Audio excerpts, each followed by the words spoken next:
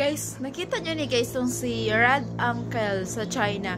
Grabe, ka-viral sa iya subong. Kaya pala, ang iba niya babae, kang iba niya mga bakla, wala sa mga uyab. Kay naana sa iya tanan.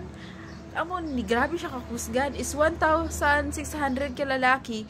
Na sa iya, puro pagid mga gwapo. Guys, kaya subong, ang mga laway, wala sa mga uyab. Kay naana sa iya tanan. Hindi sa laway ha. Laway, it's mean gwapa. Ano niya tanan guys, 'di ba? Kaso sa kaharot siya sa lalaki. Lalaki na gani siya. Nga gikupay ano niya tanan, gikukup niya tanan yung lalaki. 100,000 paano niya to iano?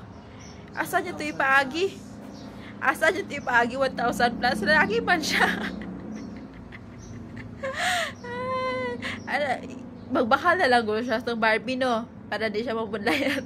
Kaya mo itong iban kay 1,000 plus mo ito. Nano sa iyaha. Na puro pagin mga lalaki, puro pagin mga itsuraon guys.